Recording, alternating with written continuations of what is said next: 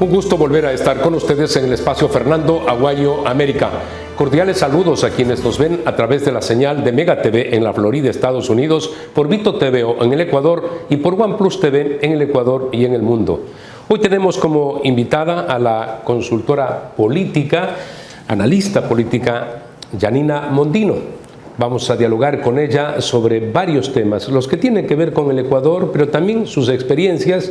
Es una analista a nivel internacional, estuvo hace pocos días en las elecciones de República Dominicana. Muchas gracias por estar con nosotros. Gracias. Quiero empezar por el Ecuador, porque es la noticia al momento. Esto de que en poco tiempo vamos a entrar ya a un proceso electoral, una campaña electoral, aun cuando la oficial, para ella falta mucho, pero en el país se hace campaña electoral.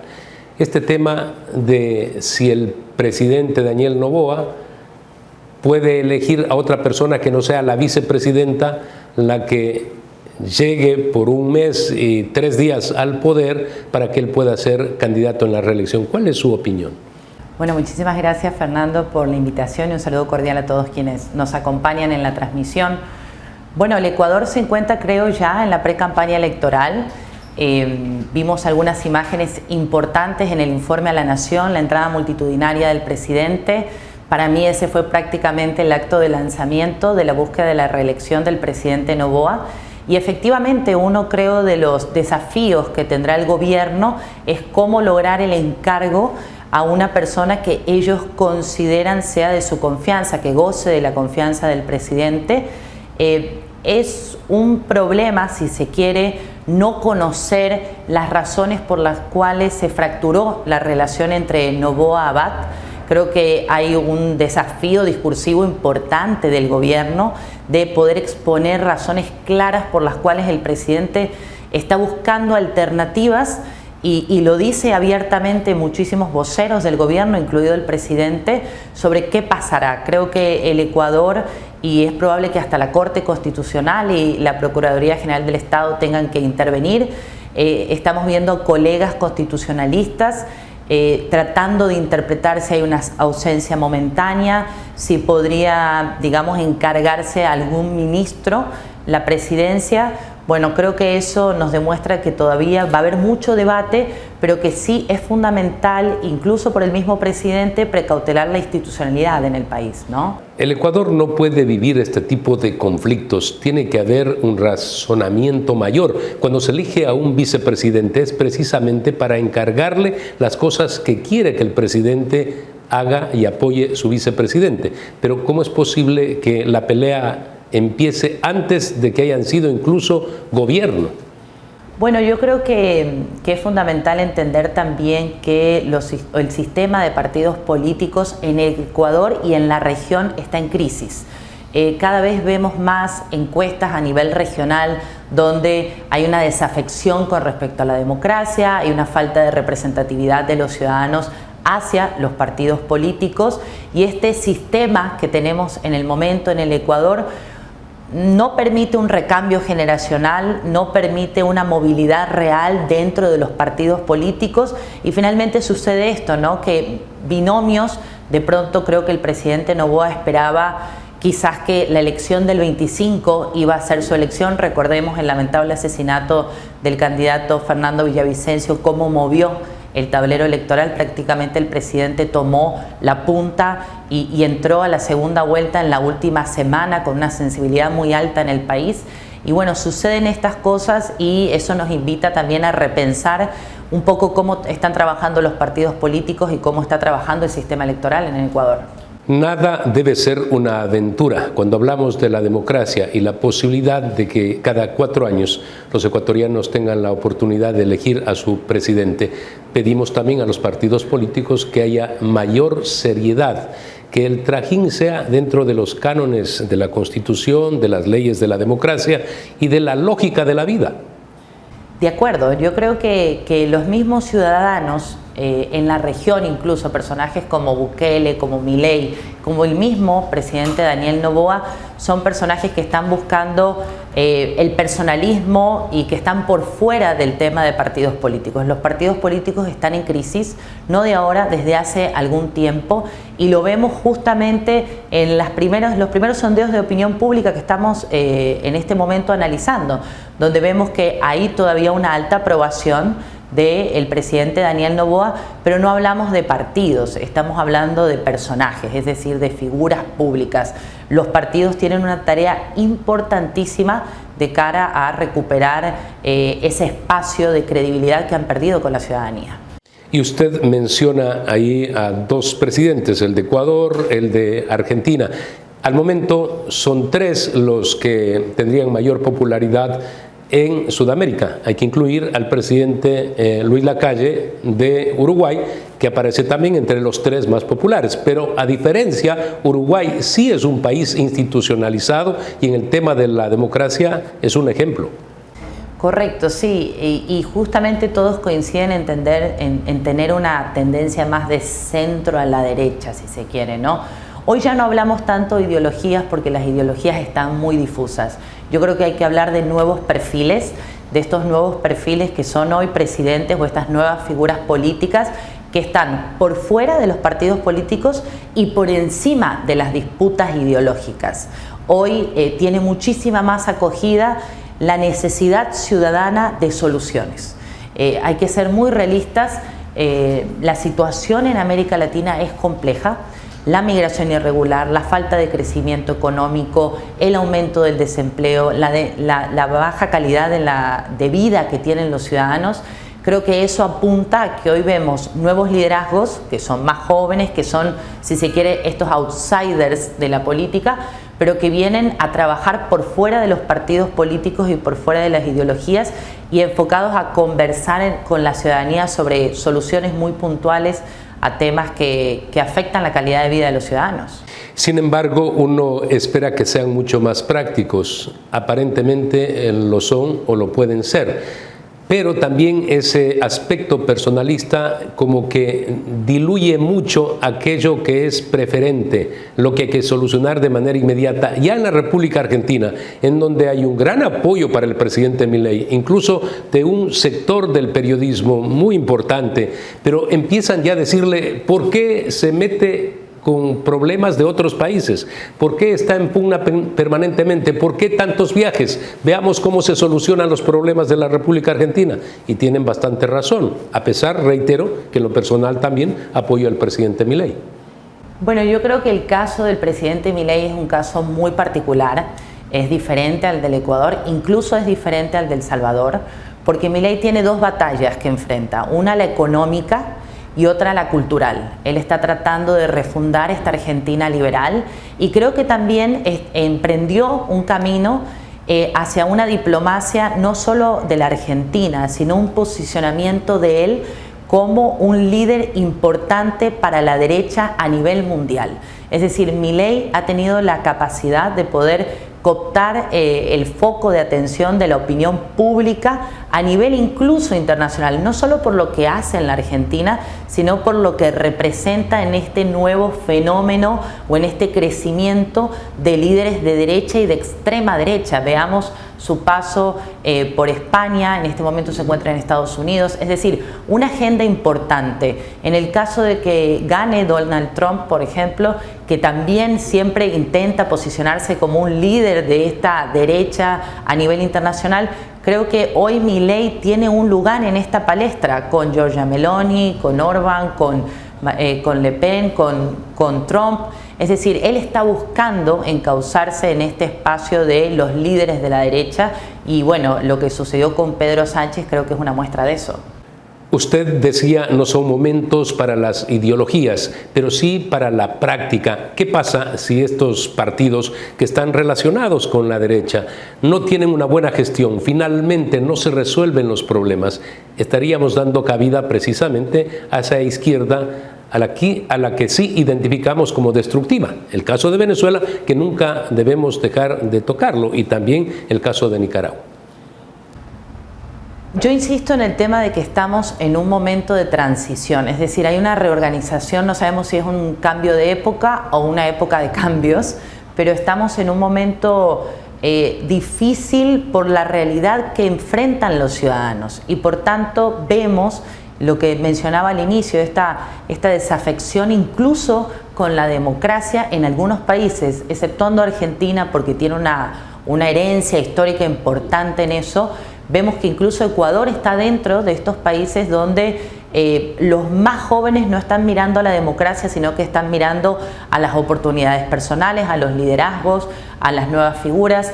Entonces, sí, estamos en un momento donde todavía está floreciendo esta nueva corriente internacional, un poco más alineada a la derecha.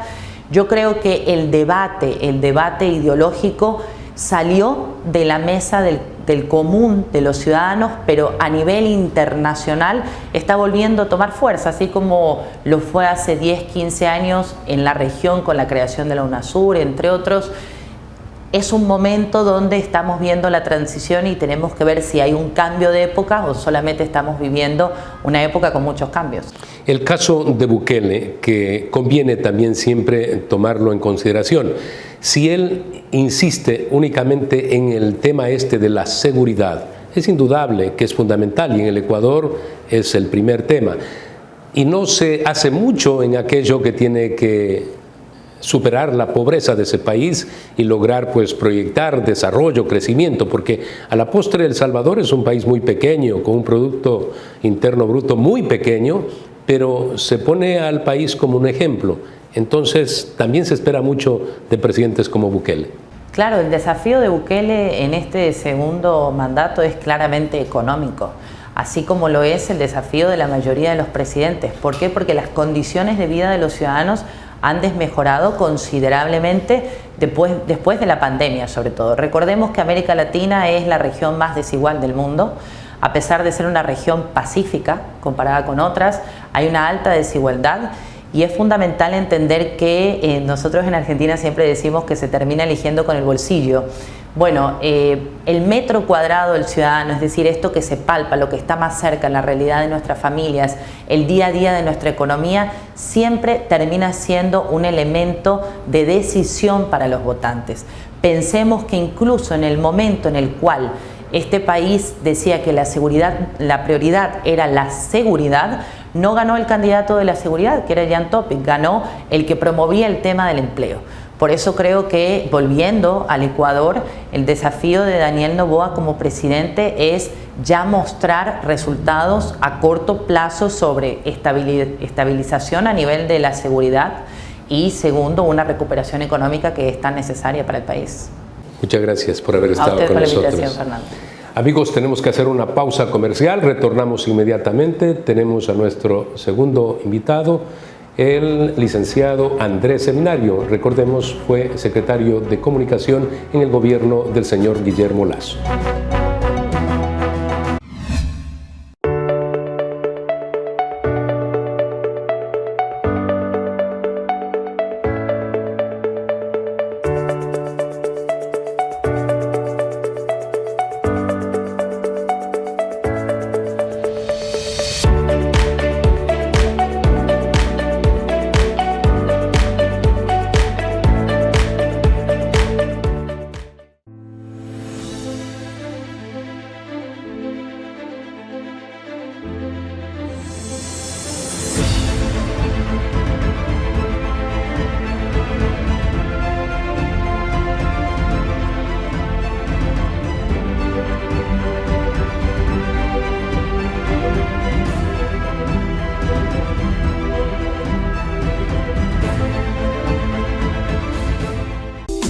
Verdefruit, el camino para acercar los productos de América Latina a los Estados Unidos.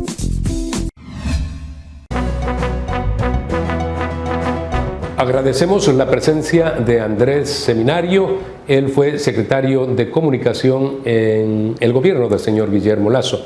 Además, él ha escrito un libro, La Sociedad del Relato. Vamos a pedirle una síntesis de este libro que estás lanzando tú. La Sociedad del Relato es una guía para construir historias que puedan vender, seducir o ganar elecciones. sobre la premisa de que la información no transmite una emoción y lo que conecta a las personas son las emociones. El relato no es otra cosa, desde mi concepción, que la transmisión de información emocional. Entonces, el texto, que está escrito en 5 actos, te lleva por entender cómo funcionamos, cuáles son en términos neurológicos para captar atención, capturar información, procesarla, cómo se guarda en la memoria y demás, fines comerciales, políticos, religiosos, deportivos y esto. Tú estarías aquí definiendo desde un punto de vista, si se quiere, científico, lo que es el relato. ¿Y por qué hago esta aclaración? Porque en los últimos tiempos más bien se relaciona con el invento de historias que solamente las ve la persona que pronuncia ese relato o que irradia ese relato, más no la sociedad. Esta es una interesante paradoja, Fernando. El relato es parte de la historia de la humanidad. Y lo que ahora sabemos, gracias a los avances de la ciencia, es cómo los relatos activan distintas hormonas o cómo activan distintas conexiones neuronales en el cerebro para generar rechazo o aceptación. En la peor instancia es la neutralidad. Entonces, un poco el texto va por ahí, te ayuda a entender por qué el cerebro le gustan tanto las historias, los relatos, los cuentos, ¿no? Alguien decía que el 80% de nuestras conversaciones son chismes, que son relatos. Sí, y lo que aspiramos es a que, por ejemplo, quienes están en el poder, además tú dices, se puede seducir, ¿no? No solamente a la sociedad, a quienes aspiran también a estar en esas instancias de poder. Ellos tienen que, sobre ese relato, generar realidades, que a la postre son las soluciones las que busca la sociedad de esas personas que en un momento generan relatos, pero que lo que queremos es que generen realidades. Desde la perspectiva de la experiencia, que también le incluyo en el texto, desde la perspectiva de la experiencia te puedo decir que cuando un candidato está en campaña, tiene clarísimo que su objetivo es convencer al elector. Pero cuando está ese candidato en funciones, una vez que ha ganado, ya es un funcionario, se olvida del elector convertido en ciudadano y pasa a convertirse en el objeto de la comunicación. Y esto es un error. El objeto de la comunicación política debiera ser la política que beneficia a los ciudadanos, no aquella que beneficia a los gobiernos. Lo cual me ha llevado a una hipótesis, yo diría que hasta bastante crítica, y es, para mí la democracia no es otra cosa que un relato más, es un cuento más. Es algo que nos hemos inventado porque suena bonito. De hecho, muchos regímenes de la región y del mundo esconden sus autocracias en la llamada democracia, pero en realidad son autócratas una vez que llegan al poder, ¿no? Entonces, un poco intento hacer un llamado de atención para que tomes conciencia de lo que está pasando allá afuera, de que las redes sociales lo único que han hecho es, de alguna manera, masificar e intensificar la transmisión de los relatos. Mira tú los fake news, por ejemplo. Los fake news son sobre todo muy emocionales. Y por eso es que te enganchas en ellos y estás hasta dispuesto a transmitirlo. Porque tu cerebro te dice, ok, este fake news, que es muy emocional, va a generar muchos likes entre mis seguidores o entre mis contactos, y eso te genera una recompensa a nivel cerebral. Entonces, trato de analizar desde la perspectiva positiva y negativa cómo funcionan los relatos. Y finalmente, el libro termina dándote consejos prácticos de cómo construir relatos. Y lo fundamental sería también que, más allá de todo el tema comunicacional, como ahora en todos los gobiernos, salvo por ahí en el caso de México, que no se puede ir a la reelección, todos a través de lo comunicacional pretenden ir a una reelección, y no así considerando como base lo que se ha hecho, el desempeño como tal, el hecho de reducir verdaderamente los niveles de pobreza de un país. Ahí creo que hay una línea importante que definir. Veamos, por ejemplo, los informes a la nación de los presidentes o de los alcaldes de municipios en general, ¿no? Esos informes son sobre todo data, sobre todo cifras, hechos, estadísticas. Pero el dato no mata el relato. El dato adapta el relato. Aristóteles decía en Ars Rhetorica 300 y tantos años antes de Cristo que para persuadir tú necesitas 3 elementos. Ethos, la reputación; logos, la información factual; y pathos, la emoción. En la medida en que no puedes incorporar una variable emocional a una estadística que no es emocional, a un dato que no es emocional, entonces tienes un problema. Luego, ¿cuál es el camino correcto? Un informe debiera ser más emocional pensando en la audiencia, no pensando en la audiencia ciudadana, no pensando en la audiencia, mi grupo de electores siquiera, mucho menos mi grupo de asambleístas o de políticos partidarios y demás, ¿no? Entonces, un poco es entender esas dinámicas. Y permíteme un ejemplo muy pedestre. Mi esposa no le tenía miedo a volar en avión. No tenía miedo. Y un día, en un vuelo de regreso internacional, estábamos ella y yo sentados y se sienta al lado nuestro, el tercer asiento del avión, se sienta una chica que veíamos que sacaba de su cartera unas pastillas y tomaba y de ahí empezaba a rezar. Le preguntamos, oye, ¿estás bien? ¿Te pasa algo? No, tengo miedo a volar. Y durante las 4 horas que tomó el vuelo, se pasó rezando Padres Nuestros, tomando estas pastillas y hablándole a mi esposa de lo peligroso que era volar. Y yo le dije, a ver, pero la estadística dice que de 10 millones de accidentes, de 10 millones de personas que se trasladan en avión, al año se mueren 12. De 10 millones de personas que se trasladan en vehículo, al año se mueren 13.000. Las probabilidades de que el avión se caiga y te mueras es más fácil que mueras atropellado por una vaca. ¿Qué pasó al llegar a Guayaquil? Mi esposa decidió no volver a coger un avión. Le tuvo pánico a volar. Porque durante 4 horas escuchó esta historia de esta chica que tenía miedo a volar. Vamos a hacer una pausa comercial. Retornamos.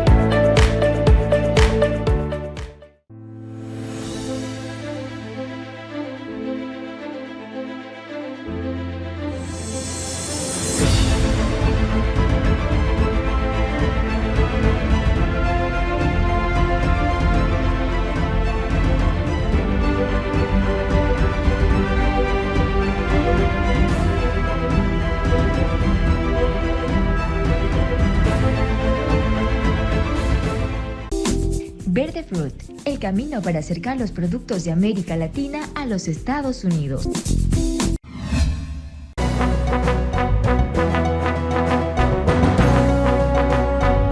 Andrés, entrando en política nacional, da la impresión de que a los ecuatorianos nos gusta flagelarnos creando situaciones absurdas en el ámbito político. Ahora mismo hay una crisis que tendrá que ser resuelta probablemente por la Corte Constitucional o por el Procurador.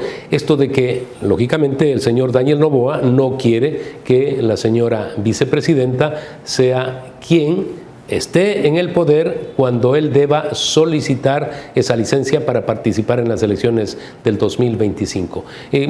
Debemos evitar este tipo de conflictos hacia el futuro. Yo creo que esto demuestra un par de temas particulares.